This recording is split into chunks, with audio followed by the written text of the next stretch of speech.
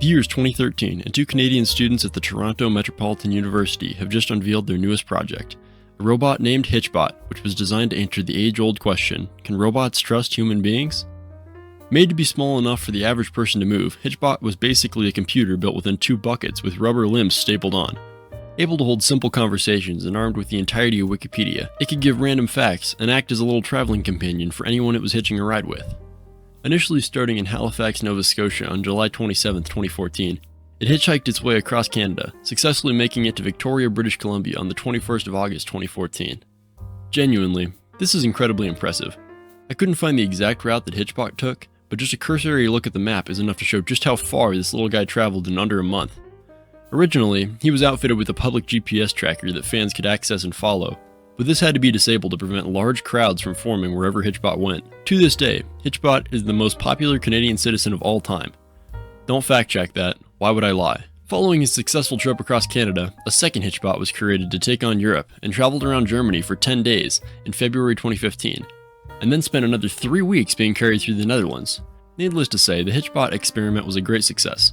The world loved this trashy little robot, and we're waiting with bated breath for his next travel destination to be announced. Where would hitchBot go next? Australia? The United Kingdom? Luckily, the world didn't have to wait long because on July 6, 2015, hitchBot made the announcement that he was taking on the United States of America! Starting in Boston, Massachusetts, hitchBot planned to make its way across the vast land of the free to its final destination, San Francisco, California, all while checking off as many iconic American locations as possible. He had already traveled a similar distance up north through Canada, so this wasn't exactly an unrealistic goal. If the Canucks could do it, why couldn't the Americans? So on July 17, 2015, hitchBot set out to manifest his destiny like so many had done before him. He traveled down south toward New York, hitched a ride on a ferry, and even rode the wave at a sporting event.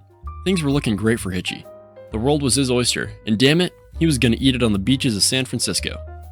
Next stop, Philadelphia, Pennsylvania. Unbeknownst to anyone, hitchBot would not be leaving Philly alive.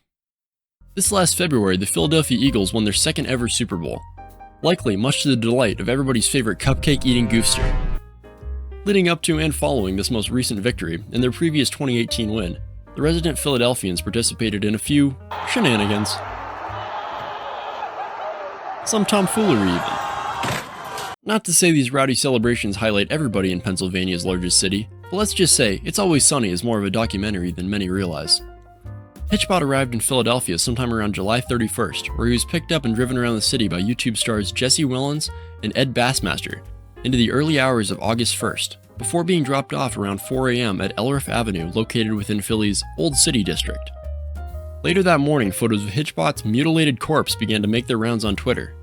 He appeared to have been completely decapitated and stripped of any valuables within his bucket body, and that following afternoon the official hitchBot Twitter confirmed the tragedy, tweeting that he was damaged and that sometimes bad things happen to good robots, but his love for humans would never fade. Given that Jesse and Ed were the last individuals to have confirmed interactions with hitchBot, accusations began to fly. Some users demanded they produce some sort of alibi to clear their name. Others accused them of unnecessarily putting hitchBot at risk by dropping him off in Old City. That accusation is a bit confusing because while I'm not a Philadelphia native, from what I gather, Old City is an historic, more touristy part of the city, and actually has a fairly low crime rate compared to the rest of Philly. So I'm not exactly sure where else Old Hitchy could have been left if even the historic Old City neighborhood was deemed too high risk. Now the likelihood that these two goobers were knowingly responsible for hitchBot's demise is probably extremely low, but it would be incredibly funny if the creators of this Yo, what's up, girl?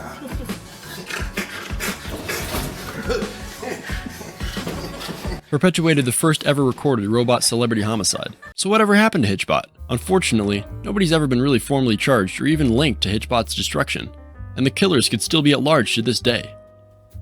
If you have any information that could aid in the still ongoing investigation, please dial this toll-free number now. And with that, the tale of hitchBot comes to an end. And what I think is the most disappointing about this whole ordeal is I don't think an experiment like this could be completed today, especially with the knowledge of hitchBot's fate as widespread as it is. Drop a similar hitchhiking robot off in any town in the world, and I'd be willing to bet within a matter of days, someone is live streaming themselves curb stomping the son of hitchBot for like 3 Prime subs. I suppose at the end of the day, we shouldn't cry because it's over, we should smile because it happened. Smile because hitchBot happened. Thank you, hitchBot. Rest in pieces. And as always, thanks for watching.